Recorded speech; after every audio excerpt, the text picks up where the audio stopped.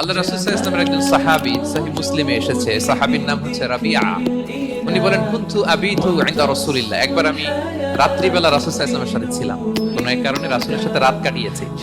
তো রাসূল সাল্লাল্লাহু আলাইহি ওয়াসাল্লাম যেহেতু তাহাজ্জুদের সালাত পড়েন, তো তিনি বলেন আমি মাঝরাতে উঠে একটা গামলা দিয়ে, পাত্র দিয়ে ওযুর পানি নিয়ে আসছি বিষ্ণুনবীর জন্য, এনে দিলাম। বিষ্ণুনবী এত খুশি হলেন, আমাকে বললেন সাল, হে কাব, তোমার কি লাগবে চাও। উনি বললেন আসআলুকা মুরাফাকাতাকা ফিল জান্নাহ। উনি বললেন ইয়া রাসূলুল্লাহ, আপনি যদি কিছু চাইতেই বলেন তাহলে আমি জান্নাতে আপনার সাথে থাকতে চাই। উনি বললেন আওয়া গায়রা যালিক, আর কিছু চাও, অন্য কিছু লাগবে? বলতেছে না, উরিদু যাক, শুধু এইটাই চাই।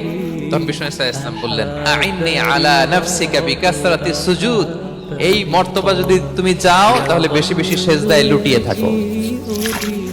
আলাইকা বিকাসরাতিস সুজুদ, বেশি বেশি সেজদা দিও। যদি সেজদায় পড়ে থাকতে পারো তাহলে জান্নাতে আমার সাথী হতে পারবা।